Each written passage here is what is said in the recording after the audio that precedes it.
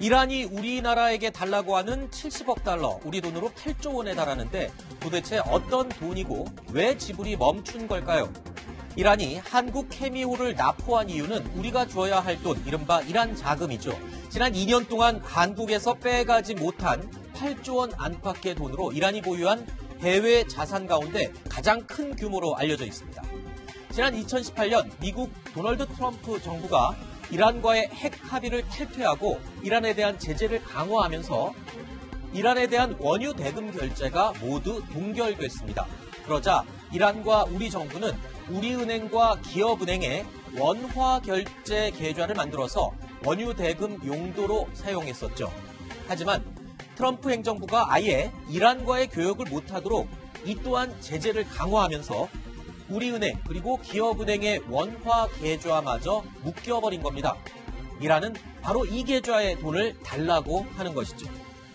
최근 이란은 우리 정부와 백신 공급 문제를 두고 협상을 해오고 있었습니다만 코로나 백신을 사기 위한 돈이 급하게 필요하기 때문이라는 분석이 지배적입니다. 참고로 세계 원유의 동맥인 호르무즈 해협을 끼고 있는 이란은 이 해협으로 가는 수많은 나라의 선박들을 납포해 협상의 지렛대로 삼았던 전력이 적지 않습니다. 지난 2013년에도 이번 우리나라 배처럼 인도 유조선이 자국의 바다를 오염시켰다는 이유로 납포를 했었는데요. 당시 인도 정부가 이란 석유 수입을 줄이고 이라크 석유 수입을 늘린 데 대한 보복이었다는 해석이 나왔습니다. 지난해 8월에는 아랍에미리트가 이스라엘과 평화협정을 체결했다는 이유로 아랍에미리트 선박을 납포했었고요. 또 재작년 7월에는 영국 유조선 스테나 임페로호를 납포했었는데 역시 시리아에 몰래 기름을 팔던 이란 유조선을 영국이 제재한 데 대한 보복이었다는 해석이 나왔습니다. 최용함은 특수전 장병으로 구성된 검문 검색대와 해상 작전 헬기를 운용하는 항공대 장병 등 300명으로 구성됐으며 과거 아덴만 여명 작전과 한진 텐진호 선원 구출 작전 등을 성공리에 수행한 바 있습니다. 적의 레이더망에 걸리지 않는 스텔스 기능이 적용된 4,500톤급 최첨단 한국형 구축함으로 함정과 잠수함 격침은 물론 전투기 요격도 가능합니다.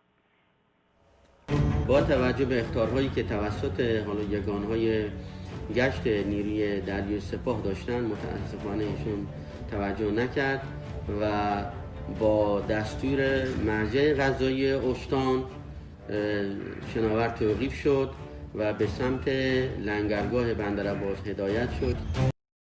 이란의 이번 조치는 한국이 미국의 대이란 제재를 이행하는 차원에서 이란과의 교역과 금융거래를 중단한 것에 대한 불만이 깔린 것이 아니냐는 관측이 나옵니다. 현재 한국과 이란의 교역은 사실상 중단됐으며 한국 내 은행에서 이란 중앙은행 명의로 개설된 원화 계좌도 동결된 상태입니다. 지금까지 YTN 이승윤입니다. 외교부 차관의 이란 방문을 앞둔 가운데 한국 선박 납포 사건이 발생해 정부는 당혹감을 감추지 못하고 있습니다.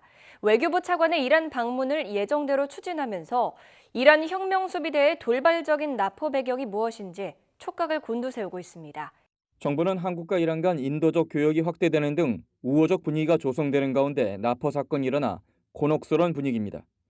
최정건 외교부 1차관은 다음 주 초 예정대로 테헤란을 방문해 이란 자금 동결 문제 등 양국 현안을 폭넓게 논의할 예정입니다.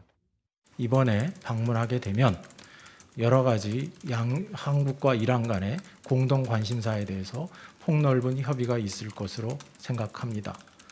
또한 최근에 발생한 선박 억류 문제와 관련해서도 당연히 관련 의견 교환이 있을 것으로 생각합니다. 외교부는 한국 선박의 해양 오염과 관련한 기술적 문제 때문이라는 이란 정부의 해명에도 이번 조치가 이란 석유 수출 대금 동결과 연계됐을 가능성을 배제하지 않고 있습니다. 미국의 동맹국인 한국 정부가 자금 동결 해제를 위한 실질적인 행동에 나서도록 압박 조치를 취했다는 시각도 있기 때문입니다.